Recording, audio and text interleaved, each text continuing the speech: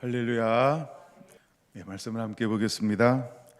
아모스 8장 11절에서 12절. 주 여호와의 말씀이니라. 보라, 날이 이를지라. 내가 기근을 땅에 보내리니 양식이 없어 주림이 아니며 물이 없어 가람이 아니요 여호와의 말씀을 듣지 못한 기갈이라. 사람이 이 바다에서 저 바다까지 북쪽에서 동쪽까지 비틀거리며 여호와의 말씀을 구하려고 돌아다녀도 얻지 못하리니 그날의 아름다운 처녀와 젊은 남자가 다 갈아여 쓰러지리라. 아멘. 한 절 더 읽었어요. 말씀의 제목은 말씀에 흠뻑 젖어져라. 말씀에 흠뻑 젖어져라. 이제 역대기 이후에 어떤 말씀을 나눌까 생각하기는 가두기적 말씀을 좀 다루어야 되겠다 이렇게 묵상을 하다가 말씀을 다 준비해 놓고 이제 계속 묵상하는데 이 주제로 좀 더 말씀을 다루면 좋겠다 이런 감동이 계속해서 오고 있어요. 이제 이 다음에 나눠야 될 말씀 한 5편 정도가 제 이제 머릿속에 구상이 되어져 있습니다. 그래서 말씀의 제목을 그럼 오늘은 사실은 이제 아모스 시대의 침묵 이런 제목으로 이제 말씀을 다루려고 했어요. 그러다가 그러지 말고 하나 또 작은 시리즈로 한번 해보자. 1단계도 시작을 하려고 해서 말씀에 흠뻑 젖어져라 이렇게 아침에 제목을 수정을 해서 시리즈로 한번 다루어 보려고 합니다. 우리가 아모스 선지자는 언제 하나님이 쓰시고 사용했을까 궁금하지요. 아모스 선지자는 북이스라엘을 위해서 하나님께서 파송하신 선지자 중에 한 사람입니다. 이제 우리가 북이스라엘에서 사역한 선지자는 누구일까요? 혹시 아시나요? 여러분들이 잘 알고 있는 사람들이에요. 다들 이름 대면 첫째는 엘리야. 엘리야는 그쵸? 북이스라엘 아합 왕에게 파송해서 사용한 선지자, 사용하신 선지자. 그럼 엘리야 그러면 같이 나오는 또 하나의 선지자가 있죠. 엘리사. 엘리사도 이제 북이스라엘을 향하여서 사용을 했습니다. BC 850년에서 800년까지 하나님께서 50년간 그렇게 사용을 하셨습니다. 그 다음에 아모스 선지자는 760년 즉 여로보암 2세 때 하나님께서 파송하여 사용한 선지자입니다. 그 이후에는 호세아 선지자를 북이스라엘을 향하여서 강하게 외치고 또 선포하게 했던 선지자.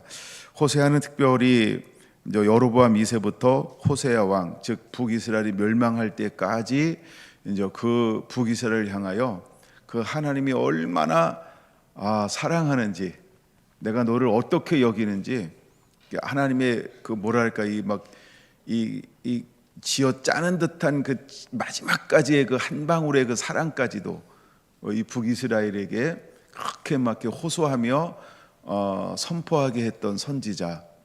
그러니까 하나님의 그 열끓는 애끓는 우리 애달랜다 이런 표현 있잖아요. 막 그런 것처럼 하나님이 호세아를 통해서 얼마나 귀중하게 존귀하게 보배롭게 막 그 사랑하는지에 대한 아버지 마음을 보였던 선지자가 호세아 선지자였습니다.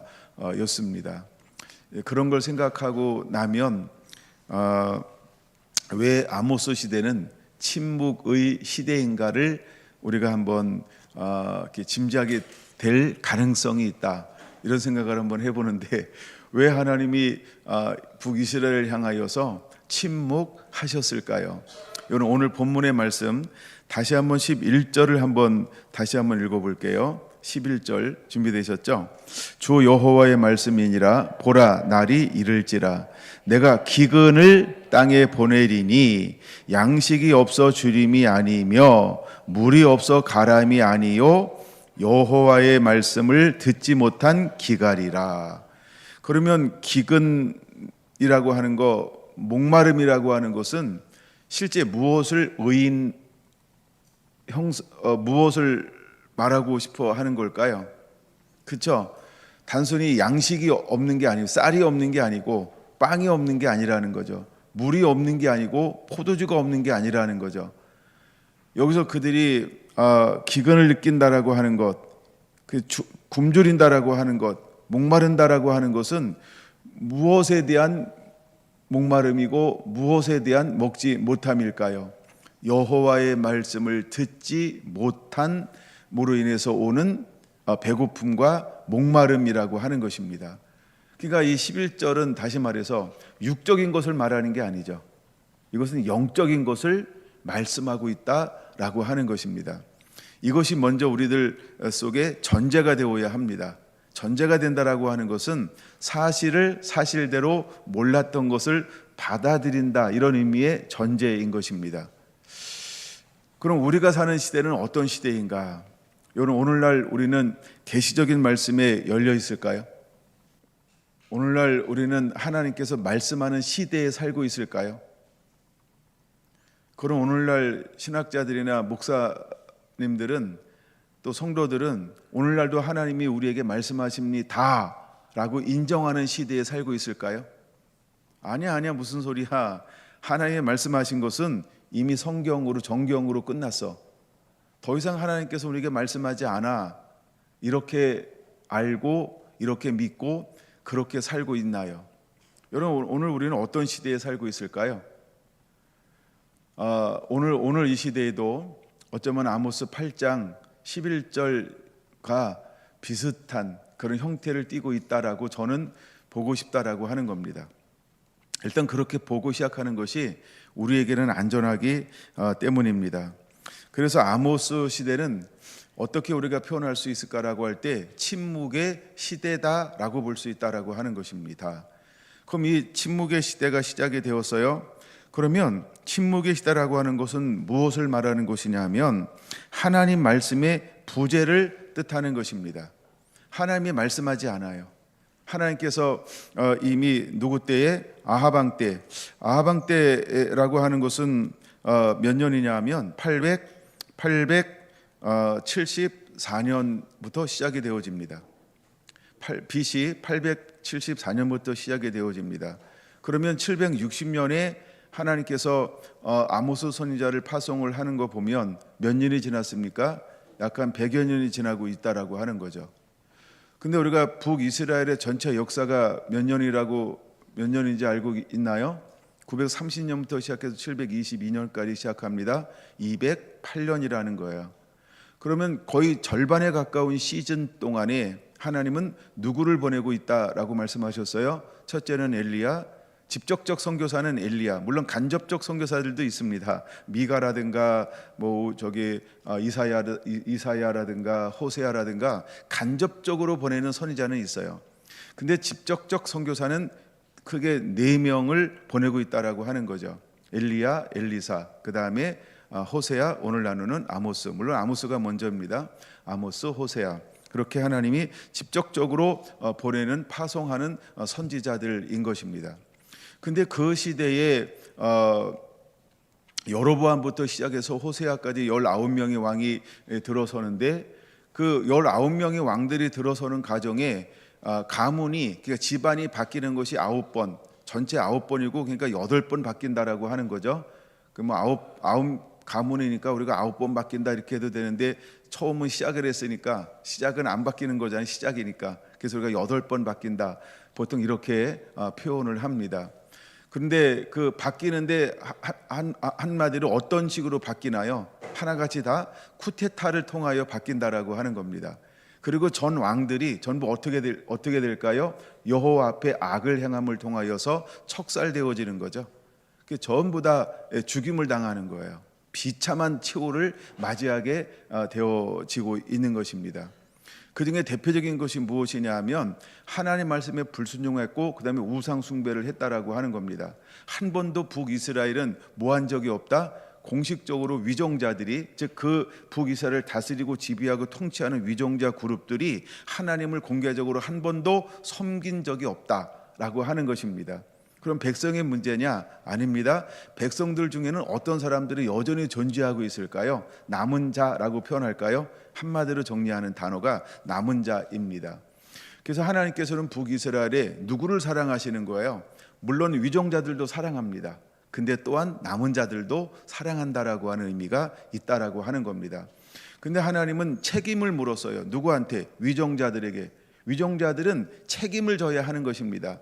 근데 하나님은 북이스라엘을 통하여 우리에게 무엇을 보여주고 있냐 하면 책임을 져라. 그래서 그 시대가 하나님 말씀에 불순종하고 우상을 섬겨 온 땅을 악으로 물들이고 하나님의 말씀과 공의를 행치 않았을 때 하나님은 위정자 그룹들을 어떻게 했다고요? 척살. 일부러 그 단어 한번 사용하는 겁니다. 하나같이 전부 다 쿠데타가 일어나서 전부 그렇게 처참한 죽음을 맞이했다라고 하는 것입니다. 근데 이제 그 다음에 왕들로 세워지는 8가문은 하나같이 어떤 그 당시 직업이라고 표현할까요? 어떤 직업을 가지고 있었을까요? 그렇죠? 그 왕 옆에 있는 군대 장관이었다라고 하는 거예요. 근데 하나님은 이 군대 장관들을 통해서 그렇죠? 그 선왕을 전부 쿠데타를 일으키게 만들었다라고 하는 거죠. 여기는 어떤 의미가 있을까요? 이런 의미가 있다라고 한번 생각을 해봅니다. 뭐냐 하면 이 사람은 불순종해, 이 사람은 우상을 섬겨, 내가 보기에 도저히 여러 기회를 주었지만은 그는 듣지 않으려고 해. 이 단어가 중요합니다. 내 말을 듣지 않으려고 해. 내 말을 순종하지 않으려고 해. 내가 더 이상 못 봐주겠다 하면서 하나님께서 군대 장관의 마음에 뭘 줘요? 감동을 줘요. 그래서 이것을 이제 쿠데타를 일으킬 수 있는 감동을 주고 세력의 규합되도록 하나님이 허용하는 거죠. 그래서 세력이 구합이 됨을 통해서 선왕을 석살시켜 버리는 거예요. 전부 위정자들을 피바람이 불게 만드는 거죠. 그래서 쿠데타에 하나같이 다 성공하게 만듭니다. 거기는 무엇을 보여주는 걸까요? 하나님께 돌아오라는 거죠. 하나님 말씀에 순종하라고 하는 또 하나의 음성이 있다라는 것을 우리가 깨달아야 하는 겁니다. 우리가 볼 때 그죠? 저거 뭐야? 19명의 왕이 있고 9번이나 가문이 바뀌는데 지금 콩가루 집안도 아니고 북이스라엘은 왜 저래? 이렇게 가볍게 보기에는 너무나 이 역사가 아깝다라고 하는 겁니다. 그래서 우리가 208년이라는 시즌을 통해서 하나님께서 우리에게 무엇을 보여주고 싶을 것인가? 근데 그것이 성경에 기록되어져 있다라고 하는 거예요. 11개 상하에, 11개 하에 잘 기록되어져 있죠. 그러면 우리에게 이것을 더 깊이 한번 묵상해 봐야 한다라고 하는 거죠. 여러분, 우리가 북이스라엘을 통하여 무엇을 봐야 할까? 하나님께서는 돌아오라라고 하는 겁니다. 회개하라라고 말하는 것입니다. 우리가 이미 살펴보았던 것처럼 여로보암은 하나님께서 선자를 통하여 어떻게 하겠다라고 하는 계획을 이미 말씀하셨을까요?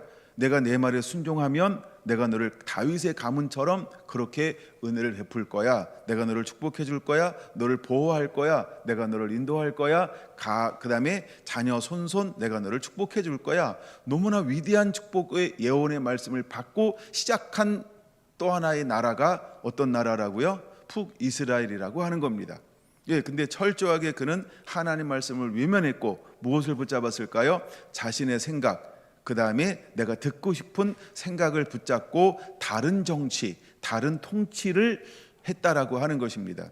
그럼 이것은 하나님께 책임을 물어야 할까요? 아니면 왕들의 어떤 실정이라고 봐야 할까요? 그렇죠? 하나님 끊임없이 기회를 주었다라고 하는 것입니다. 여러분, 아모스는 북이스라엘에 언제 하나님께서 그러면 일으킨 선지자일까라고 할 때 북이스라엘이 여로보암 이후에 가장 부강한 때가 언제냐 하면 여로보암 2세입니다. 여로보암 2세, 즉 760년부터 41년 동안 통치하는데 그때에는 군사적으로 가장 안정을 이루었어요. 그다음에 경제적으로 가장 풍요로움을 이루었어요. 그다음에 종교적으로도 가장 활발하게 일어났어요. 그래서 성전과 제사가 얼마나 열심히 드려졌는지 몰라요. 그다음에 번제와 찬양이 넘쳐나기 시작을 했던 것을 알 수 있습니다. 여러분 아모스 아직 자꾸 펼쳐져 있죠? 5장은 각각에 있으니까 5장을 한번 보겠습니다. 아모스 5장 21절에서 23절 21절에서 23절 거기까지 한번 읽어볼까요? 준비됐나요? 시작. 내가 너희 절기들을 미워하여 멸시하며 너희 성회들을 기뻐하지 아니하나니 너희가 내게 번제나 소제를 드릴지라도 내가 받지 아니할 것이요 너희의 살찐 희생의 화목제도 내가 돌아보지 아니하리라. 내 노래소리를 내 앞에서 그칠지어다. 내 비파 소리도 내게 들리지 아니하리라. 아멘. 여러분 이 말은 무슨 말을 포함하고 있는 것이냐 하면 하나님 앞에 예배가 드려졌다라고 하는 겁니다. 그러니까 그 여로보암 2세 때 자기 나름대로는 열심히 뭘 했다라고 하는 거예요. 이제는 금송아지 우상 앞에서 마치 누구를 섬기는 것처럼 열심히 그렇게 섬겼다라고 하는 거예요. 하나님을 섬기는 것처럼 섬겼다라고 하는 것입니다.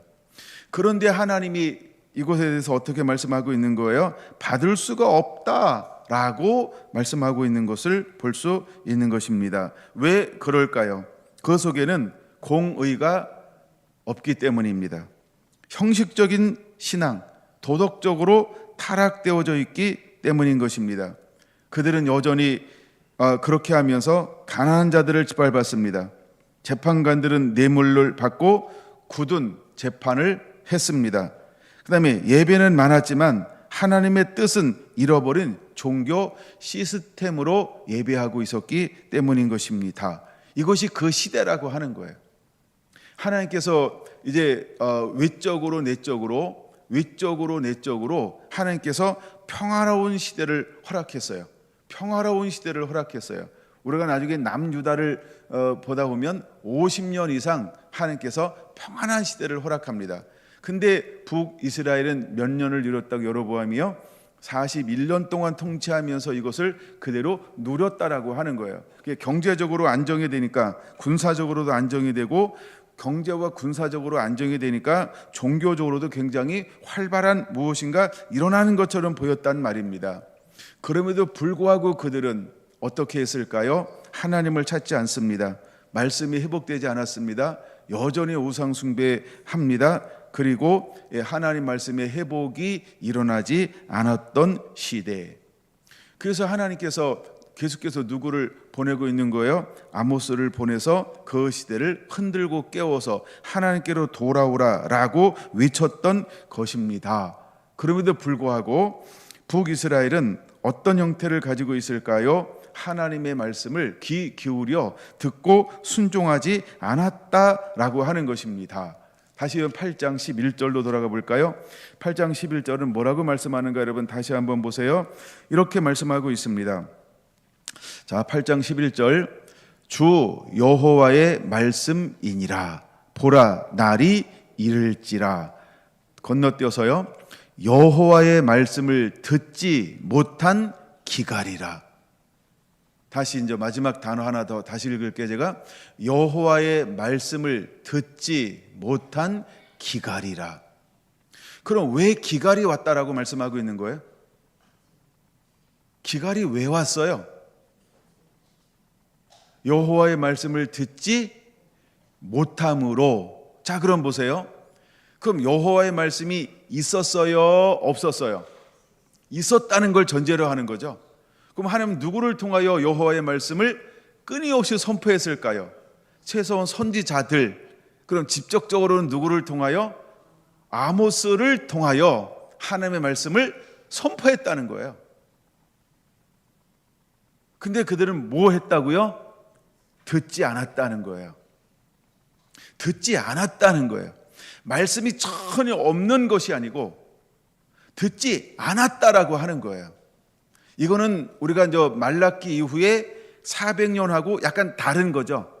말라기 이후에 400년은 무엇이 아예 없었어요. 여호와의 말씀이 전혀 선포되지 않은 시대. 이게 영적 암흑이라고 표현하는 거예요. 근데 아모스 시대는 어떤 시대냐? 즉 북이스라엘의 208년은 어떤 시대냐는 거예요. 여호와의 말씀이 끊임없이 선포되었으나 북이스라엘이 듣지 않은 시대.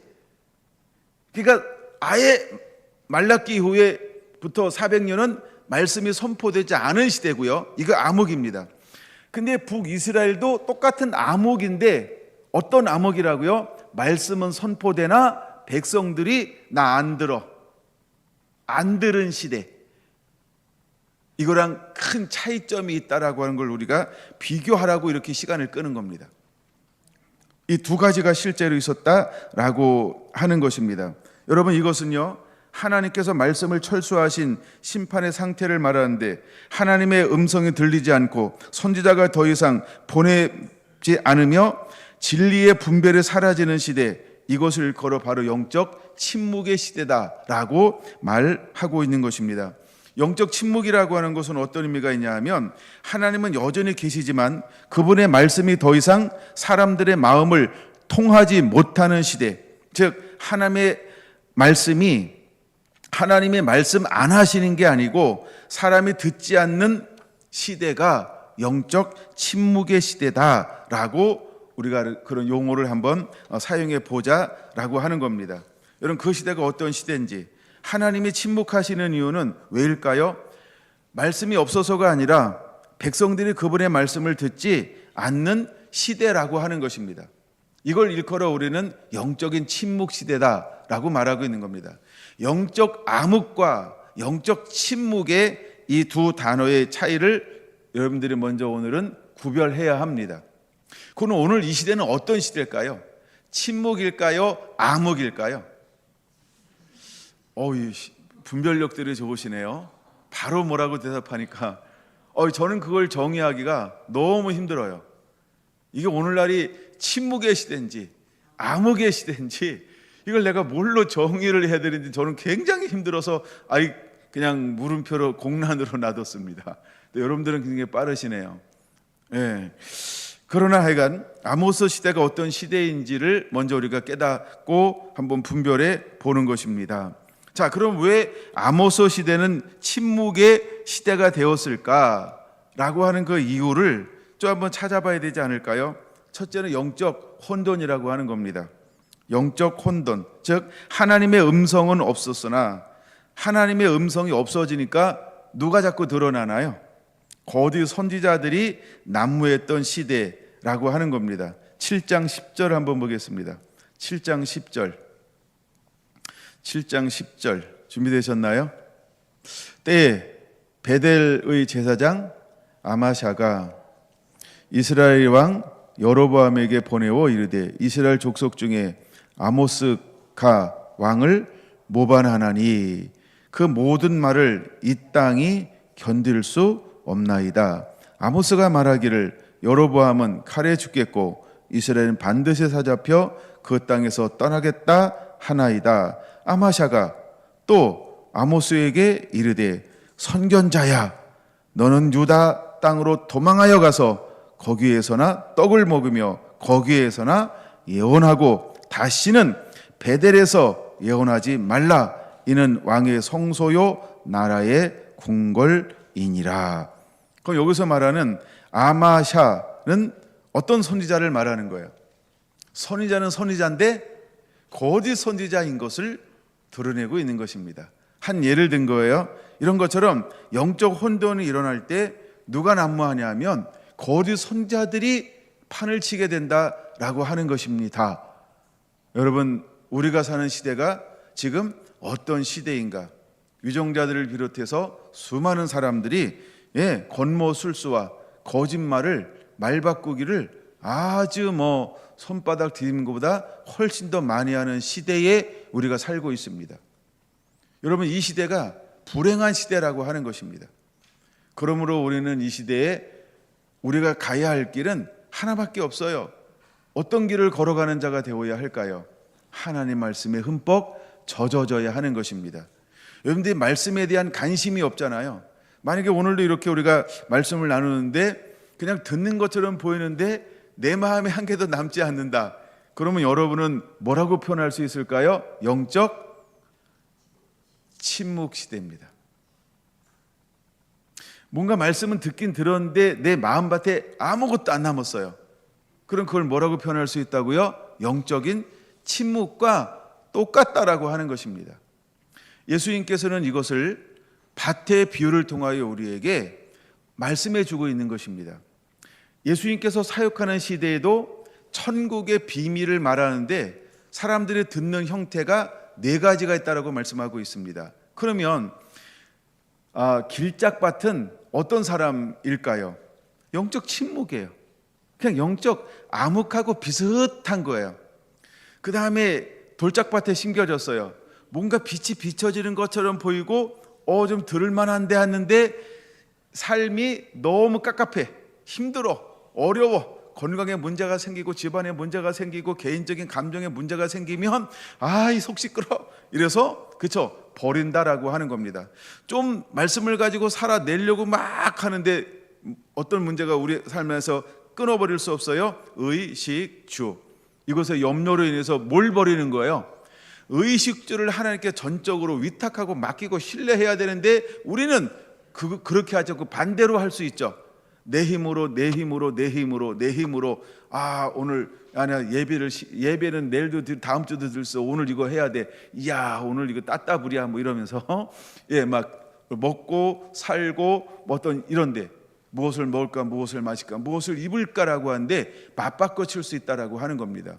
근데 결국 하나님께서 우리에게 원하시는 상태는 무엇일까요? 그렇죠? 말씀을 듣고 깨닫는 자니. 말씀을 듣고 깨닫는 자니. 이 사람은 좋은 밭이라고 표현하고 있어요. 이게 좋은 밭입니다. 그레스트 30배 100배의 결실을 맺는 이 비유를 예수님께서는 천국의 비밀이라고 하는 것을 통하여서 이제 선포하고 있는 것을 우리가 보아야 하는 것입니다. 두 번째, 아모스 시대의 침묵의 결과, 첫째는 영적 혼돈이라고 한다면 두 번째는 도덕이 파괴가 되었어요. 도덕적으로 붕괴가 일어났다라고 하는 겁니다. 진리의 기준이 사라지자 부패가 제도화가 되었다는 거예요. 이런 표현을 일부러 쓰는 겁니다. 부패가 뭐가 됐다고요? 제도화가 됐어요. 여러분 우리가 좀 더 저개발 국가에 살 때 한국은 어땠을까요? 부패가 제도화됐어요. 공무원들이 삥땅 뜯는 게 그냥 갈래였어요. 갈래 들어보셨는지 모르겠어요. 여러분들은 다 경험한 거 아닌가요? 운전하다가 가다가 이렇게 면허증 주면서 찔러주면 됐던 시대, 이걸 부패가 제도화된 거랑 똑같다라고 하는 거예요. 근데 요즘에는 부패를 어느 사람들이 더 많이 할 수 있어요? 그쵸? 위정자들이라고 하는 거예요. 권력과 힘을 가진 사람들이 훨씬 더 뻔뻔하게 하고 있다라고 하는 것입니다. 무엇이 무너졌기 때문에 그럴까요? 말씀의 부재가 일어났기 때문에 그런 거예요. 세 번째로 봅니다. 사회적 붕괴가 일어납니다. 즉 공의가 무너지고 약자가 짓밟히는 시대가 되었어요. 반도직입적으로 표현할까요? 여러분 사회주의 국가는 약자는 없어요. 못 알아들었어요? 공산주의는 약자는 없어요. 약자는 짓밟히는 거예요. 여러분 북한에 거주 이전의 자유가 있습니까? 누가 마음대로 왔다 갔다 할 수 있을까요? 권력층이에요. 그러면 백성들은 거주 이전의 자유를 법으로 구속해버렸어요. 자유가 없다는 거예요. 즉 약자는 짓밟힌다라고 하는 거예요. 이게 말씀의 부재라고 하는 것입니다. 그 다음에 네 번째, 심판이 도래할 겁니다. 결국 아수르에 의해서 주전 722년에 멸망받고 말았다라고 하는 것입니다. 원래 하나님의 계획은 그렇게 빨리 멸망하는 게 아닙니다. 영원할 거라고 말씀하고 있습니다. 그런데 말씀의 부재로 인하여서 말씀의 침묵 시간들을 보내는 동시에 결국 그들은 멸망하고 말았다라고 하는 것입니다. 여러분 하나님의 말씀이 사라진 사회는 겉으로는 화려하게 보이지만 속으로는 이미 썩은 공동체가 된다라고 하는 것을 우리는 깨달아야 한다라고 하는 겁니다. 여러분 교회사 속에서 아모스의 침묵과 닮은 시대가 얼마나 많았는지 모릅니다. 이미 우리가 교회사를 살펴봤으니까 이해를 돕기 위해서 이미 우리가 12세기부터 살펴봤어요. 왈도라고 그랬죠. 왈도. 제일 먼저 한 것이 무엇의 회복을 했다고 말씀을 드렸어요? 말씀의 회복이요. 자국어로 말씀을 번역해서 말씀의 회복을 하기 시작을 했다라고 하는 겁니다. 성경이 라틴어로만, 그래서 평신도는 접근이 금지된 시대가 중세 시대라고 하는 것입니다. 하나님께서는 무엇으로 응답했을까요? 여러분, 루터가 종교개혁했는데, 딘테일이 종교개혁을 했는데, 수많은 사람들이 종교개혁을 했는데 결국 무슨 운동을 일으킨 걸까요? 하나님 말씀 회복 운동이 종교개혁이라고 하는 것입니다. 프랑스 18세기 혁명이 막 일어납니다. 이때는 굉장히 이성주의가 발달하는 시대인데, 이때 하나님은 어떤 것을 일으켰을까요? 경건주의를 일으켰고 복음주의를 일으켰고, 그것이 오늘날까지 이어지게 하고 있는 것입니다. 더나가 20세기는 전체주의 시대라고 우리가 표현할 수 있습니다. 이때 교회가 권력과 타협하고 말씀이 점점 약화되는 시대에 우리가 살고 있습니다. 이때 하나님은 무엇으로 응답하고 있을까요? 끊임없이 순교자가 나오고 교회가 이제는 신앙 고백 위에 바르게 서자라고 하는 어떤 이런 운동들이 끊임없이 교회에서 일어나고 있는 것입니다. 여러분, 오늘날 이 시대를 우리가 어떻게 평가할 수 있을까? 너무나 많아서 짧게 한번 한 줄로 평가를 해본다고 한다면 뭐라고 평가할까? 하나님 말씀 대신 사람들은요, 심리적 안정을 추구합니다. 감정적 안정을 추구합니다. 세 번째, 이익 중심을 추구합니다. 이게 오늘 한국 교회요, 세계 교회입니다. 그래서 교회가 하나님 공의의 인자와 어미가 함께 있는 말씀을 그대로 취하는 것이 아니고 취하고 싶은 것을 취하는 시대가 되었다는 거예요. 그래서 이것을 뭘로 표현할까? 심리적 안정. 그래서 요즘에 목회자들이 심리학 공부 안 하면 마치 안 되는 것처럼 이렇게 막 이미 오래전부터 영향을 받고 있어요. 그 다음에 감정적 안정이요. 전부 요새 상처가 그렇게 많다는 거예요. 그래서 요즘에 상담을 배우지 않으면 목회자들이 안 되는 것처럼 이렇게 이미 교회 분위기가 형성이 되었어요. 심리학, 상담, 그 다음에 세 번째 뭐예요? 이익 추구란 거예요. 이익 추구, 이익 중심. 요즘에는 성도들이 한 교회를 영원히 섬기는 게 아니죠. 그냥 안 맞으면 너무나 쉽게 할 수 있는 이런 시대. 그리고 그렇게 목사님들만 내 거 뺏었니 안 뺏었니 이거 싸우는 시대. 여러분, 한국의 70년대, 80년대, 90년대 물론 지금도 그렇죠. 성도가 이동해 가면 바로 그냥 아무 상관없어요. 이단됐습니다. 이게 한국 역사입니다. 물론 역사학에는 그 말은 나오지 않습니다. 그걸 기록은 안 하죠. 근데 그게 실제입니다. 이게 오늘날 시대라고 하는 거예요. 그래서 일어나는 운동들이 뭘까요? 말씀 회복 운동이 끊임없이 일어나고 있는 거예요. 말씀의 회복 운동이. 그래서 점점 소그룹이 되고 말씀 묵상도 되고 성경 통독도 하다 그러고, 최근에 일어나는 건 뭐죠? 필사하자라고 하기도 하고. 하여간 이런 운동들이 끊임없이 무엇으로 회복하려고 노력을 하고 있습니까? 말씀이요. 근데 잘 보세요. 아모스 시대랑 무엇이 과연 다를까요? 이런 운동이 일어나도 한쪽에서는 여전히 어떤 것이 판을 치고 있는 거예요? 형식적 신앙. 우리가 성경 통독하자 그래도 형식적. 우리가 성경 필사하자 그러고, 그쵸? 형식적. 그 다음에 우리가 예배 집중하자 그러고도 형식적. 우리가 함께 예배를 드리면서도 내 몸을 거룩한 산제물로, 내가 없어야 되는데, 그쵸? 언제 끝나나 그러고 있고, 배고픈데 끝나는데, 끝나고 바쁜데 뭐 이런 거 하고 있고, 우리 마음과 실제가 형식적으로 너무 변질된 시대. 이것이 우리의 오늘날 현 주소라고 하는 것입니다. 교회의 침체기는 언제나 말씀의 침묵기였고, 회복은 언제나 하나님의 말씀이 살아 움직여서 경외감이 회복될 때에만 변화가 일어나기 시작했다는 겁니다. 우리가 이제 올해부터는 집중해서 하나님의 말씀에 흠뻑 젖어지자라고 했습니다. 여전히 그러고 있는 거죠? 아직도 메말라 있나요? 아직도 기갈인가요? 별 반응이 없어서 조심스럽네요. 예. 여러분, 한국교회가 얼마나 근본주의하면서 말씀으로 돌아가자 이것을 얼마나 많이 부르짖었습니까? 그런데 여전히 9월달 모든 총회들 자리에 가면은 그 주장을, 그 운동을 일으켰던 주역인 목사님과 장로님들이 모인 그 자리가 어떤 자리가 되고 있다고요? 교권, 그쵸?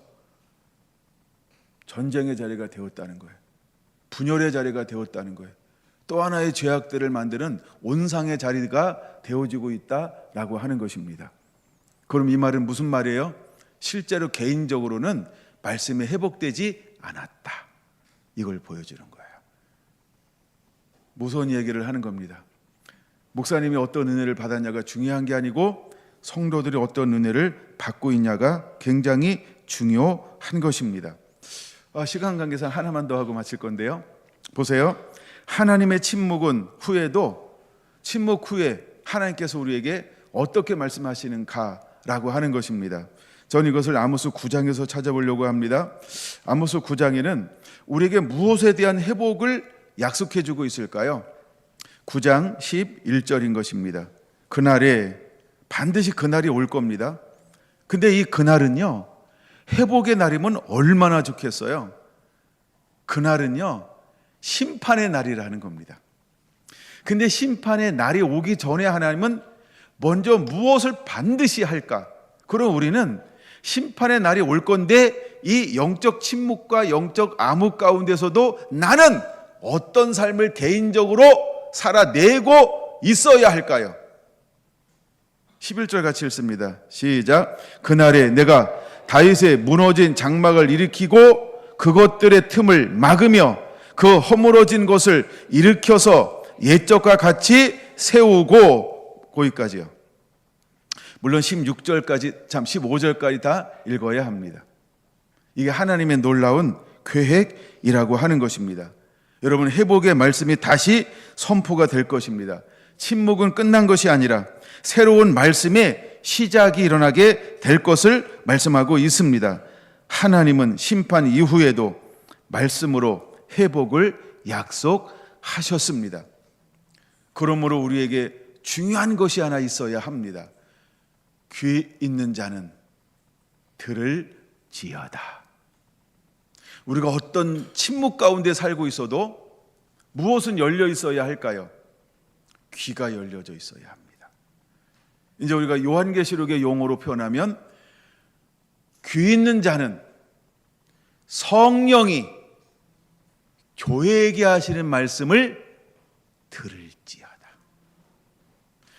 우리가 귀 있는 자는 성령이 교회에게, 이 교회는요 공교회를 말하는 의미도 있지만 그런 의미가 아니에요. 몸된 성전, 개개인을 말하는 거예요. 내게 말씀하는 그 음성을 들을 줄 아는, 듣는 귀가 있는 자가 되어야 할 줄로 믿습니다. 그러므로 우리는 듣는 귀를 회복해야 합니다. 우리는 말씀에 젖어져야 할 줄로 믿습니다. 우리는 말씀을 살아내는 자가 되어야 할 줄로 믿습니다. 우리는 계속해서 다음 세대에게 하나님의 말씀을 남기는 그런 삶을 살아야 할 줄로 믿습니다. 아멘. 오늘 첫 번째, 하나님 말씀에 흠뻑 젖어져라 말씀을 마칩니다.